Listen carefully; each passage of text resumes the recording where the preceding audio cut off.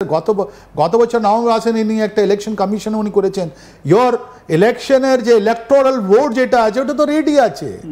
ওর মধ্যে তো এরা সব কেটে দিয়েছে ওর মধ্যে প্রত্যেকটা জায়গায়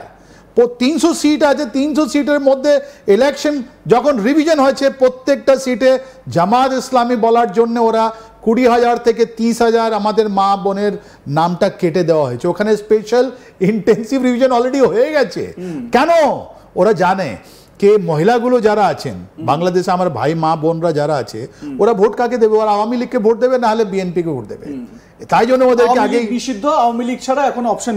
বিএনপি তারপর জাতীয় পার্টি আছে ওটা আমি ওদের পলিটিক্যালতে আমি ঢুকছি না রাইট তো বিএনপি এন্ড জাতীয় পার্টিও আছে আওয়ামী লীগ নিষিদ্ধ হতে পারে ভোট ট্রান্সফার তো এদের হচ্ছে না কিন্তু ওই ভোটার লিস্টে কারচুপি কারা করলে এরাই করলেন তো এরা ভোটার লিস্ট এখনো ওটা ম্যালাফাইড ভোটার লিস্টও তৈরি আছে এনার কাছে দ্বিতীয় ইনি বলছেন প্রবাসী একটা বাংলাদেশে একটা অফিসিয়াল চিঠি ঘুরে বেড়াচ্ছে যার মধ্যে জামাত ইসলাম এখন কানাডা যাচ্ছে ওরা লিখেছে কাকে ওরা হাই কমিশনকে লিখেছে কি তুমি আমাকে ফ্যাসিলিটি দাও আমি ওখানে প্রবাসী ভোটারদের সঙ্গে কথা বলতে চাইছি জামাত ইসলাম কবে থেকে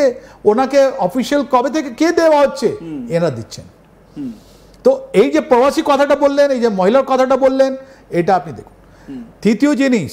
আপনাকে বলি এই যে প্রথম গ্রুপ এনাদের গ্রুপ এটা সার্ভে বলছে আমেরিকান সার্ভে বলছে এটা এখনো ওটা প্রকাশে আসেনি এরা 20 থেকে 30 সিট থেকে বেশি এরা জিততে পারছে না মার্চ মাসে আপনার হয়তো আপনার একটা ইন্ডিকেশন দেওয়া হয়েছিল এনসিপি যখন হাসনাতকে চিফ জেনারেল ওয়াকুরুজ্জামান নিজে বাড়িতে এসে বলেছিলেন তুমি এটা জোটে চলে আসো তোমরা বেশি সিট পাবে না 5-10টা সিট নিয়ে নাও তখন থেকে আমরা বুঝতে পারলাম কিছু গড়বড় আছে বাবা এখানে আছে তাই এরা প্রো আমেরিকান প্রো ইসরায়েলি এটা আপনি খলিলুর রহমান এটা সব এর অনেক জবরদস্ত সংঘাত আছে আপনার আর্মির সঙ্গে আর্মির আর আপনাকে বললাম জামাত ইসলাম বাংলাদেশ পাকিস্তানের সঙ্গে ওর রিলেশন আছে গোলাম আজম আপনি জানেন ওর কাছে তো পাকিস্তানি সিটিজেনশিপ ছিল ওর কাছে পাসপোর্ট ছিল ওর ছেলে কি করে বাংলাদেশ আর্মি ঢুকলো আমরা জানি ওরা বলছে ন্যাচারালাইজ সিটিজেন আর কি করলো ওকে তো গ্রেফতার করা হয়েছিল এখন রিলিজ একটা রিস্টোর করা হলো আর জেনারেল ওয়াকুরুজ্জামান যেতেও চেষ্টা করুক না কেন উনি প্রো জামাতি তো ওনাকে জামাত ওনাকে চাই they are mutually agreed and third group is your political group যার মধ্যে আপনার আছে জাতীয় পার্টি আছে বিএনপি আছে আওয়ামী লীগ আছে এটা আওয়ামী লীগ নিষিদ্ধ তার মানে ভোট ভাগাভাগি যেটা হবে BNP and Jatiya Party how you can say Jatiya Party তো রুলিং পার্টি ছিল তাহলে বিএনপি এন্ড জাতীয় পার্টি ওর সিটগুলো এর থেকে বেশি আসবে এটা আমি পলিটিক্যাল ডোমেনে আমি যাচ্ছি না রাইট আজকে আপনি যদি বাংলাদেশের পরিস্থিতিটা দেখেন তাহলে আপনি বুঝতে পারবেন যে অ্যান্টি ইন্ডিয়া সেন্টিমেন্ট ছিল ওটা শেষ ওরা আমাদেরকে করতে পারছে না ওরা আমাদের উপরে ব্লেম করতে পারছে না অ্যাজ এ রেজাল্ট কি করেছে আমরা যখন কাঁটাতার দিয়ে আরো আমরা এখানে ফায়ারিং করছি আর আমরা বলছি আমরা তোমাকে ঢুকতে দেবো না তখন ওরা কি করছে ওখানে যে মাইনরিটি হিন্দু আছে ওদের উপরে টর্চার হচ্ছে প্রত্যেক দিন সেই টর্চার হচ্ছে আপনি আপনার কথায় একটা গুরুত্বপূর্ণ বিষয় উত্থাপন করলেন সেটা হচ্ছে গিয়ে জামাতে ইসলাম তারা ভারতের সঙ্গে যোগাযোগ রাখার চেষ্টা করছে আমার কথা হচ্ছে গিয়ে জামাত ইসলাম তো আমরা মানে শুরু থেকে দেখেছি যে ভারত বিরোধী বিভিন্ন মন্তব্য ভারতের এগেনস্টে তারা প্রচার করছে এবং ভারত বিরোধী এজেন্ডা তাদের মূল এজেন্ডার মধ্যে অন্যতম তো তারা কি করে ভারতের সঙ্গে যোগাযোগ রাখছে এবং ভারতের কাছ থেকে জামাতে ইসলামী কি সুবিধাই বা পাবে দেখুন এই সাব কন্টিনেন্টে মৌলানা মদুদি যখন জামাত ইসলাম বানিয়েছিলেন কিন্তু ওরা ডিভিশন চাইছিলেন না আজকে ভারত এখানে 4 রকমের জামাত ইসলাম আছে জামাত ইসলাম বাংলাদেশ জামাত ইসলাম হিন্দু ইন্ডিয়া জামাত পাকিস্তান জামাত ইসলাম কাশ্মীর জামাত ইসলাম কাশ্মীর তো লাস্ট অ্যাসেম্বলি ইলেকশন ওরা তো কন্টেস্ট করেছে গিলানি সাহেব যিনি এস গিলানি উনি তো এমএলএ ছিলেন এরা বরাবর আপনি 1971-এ দেখুন যখন আমাদের বাংলাদেশে বাই ইলেকশন হয়েছিল যখন আওয়ামী লীগ নিষিদ্ধ হয়েছিল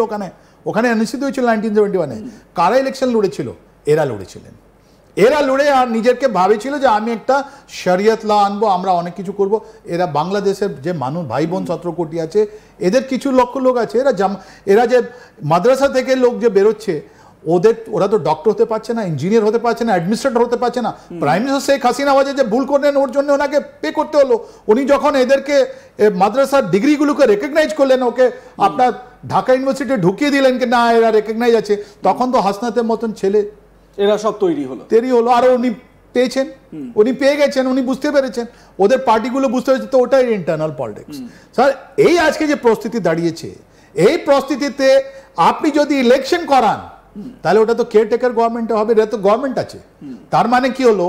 একটা ডিমান্ড উঠেছে যদি ফেব্রুয়ারি মাসে যদি আপনি ইলেকশন করান, যদি যদি উইথ ব্র্যাকেট অন 3 মাস আগে এনাকে রিজাইন করতে হবে, আবার একটা কেয়ারটেকার গভর্নমেন্ট আসবে appointed by the president of Bangladesh.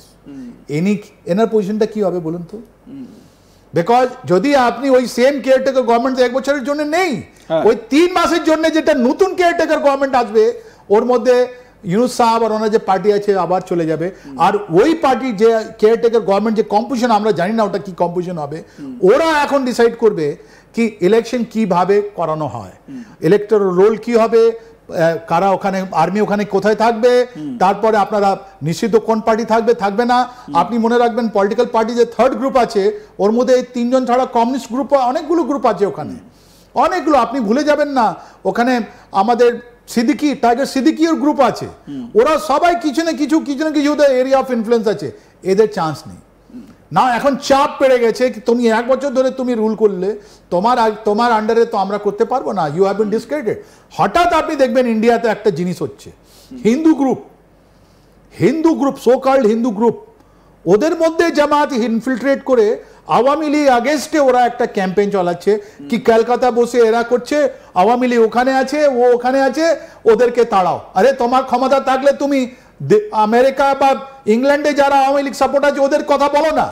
তুমি দুবাইয়ের কথা বলো, ওরা বলতে পারবে না। কেন যে ওরা চাইছিল যে অ্যান্টি ইন্ডিয়া একটা সেন্টিমেন্ট ওরা কন্টিনিউ রাখুক, কিন্তু বাংলাদেশের মানুষ বুঝতে পেরেছে কি ইন্ডিয়া কোনো রকমে বাংলাদেশের সঙ্গে কোনো রিলেশন চায় না। আমরা চাই আপনারা ভালো থাকুন। আমি ঠিক এই জায়গাতেই আসবো। ভারতের তরফ থেকে অবস্থান স্পষ্ট, ভারত পরিষ্কার বলেছে, বিদেশ মন্ত্রকের তরফ থেকে বারবার প্রেস কনফারেন্সে বলা হয়েছে যে বাংলাদেশে একটা স্টেবল গভর্নমেন্ট যখন আসবে, নির্বাচিত গভর্নমেন্ট যখন আসবে, আমরা তখন বাইলেটারাল সম্পর্ক নিয়ে ভাবতে পারি, ঠিক যেরকম শেখ হাসিনা ওয়াজেদের সময় ভারতের সঙ্গে সম্পর্ক ছিল। আমার প্রশ্ন হচ্ছে, এবং বাংলাদেশেও এই নিয়ে জোর আলোচনা হচ্ছে, জোর সওয়াল তোলা হচ্ছে, ভারতের এই মুহূর্তে তালিবান, আফগানিস্তানে যে তালিবান গভর্নমেন্ট রয়েছে, সেই তালিবান গভর্নমেন্টের সঙ্গে একটা ভালো সম্পর্ক রয়েছে। আমরা মানবিকতার খাতিরে ভূমিকম্পে বিধ্বস্ত আফগানিস্তানে এড পাঠালাম, সেখানে উদ্ধারকারী দল পাঠালাম। তাহলে বাংলাদেশে এখন প্রশ্ন হচ্ছে, বাংলাদেশের মিডিয়াগুলোতে খুব প্রশ্ন,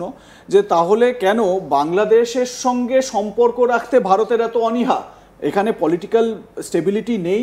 খুব স্বাভাবিক কারণে স্টেবিলিটি নেই এখানে এই মুহূর্তে, কিন্তু তা সত্ত্বেও ভারত কেন সম্পর্ক রাখতে চাইছে না? তাহলে সম্পর্ক যদি নাই ডাকে, তাহলে তালিবানের সঙ্গে কেন সম্পর্ক রাখছে? Very good question. দেখুন, তালিবানের সঙ্গে যদি আপনি থাকেন, কত কান্ট্রি তালিবান গভর্নমেন্টকে রেকগনাইজ করেছে, কোথায় আছে ওদের এমবাসি ইন্ডিয়াতে, আপনি দেখিয়ে দিন। এটা purely humanitarian ground, purely humanitarian ground.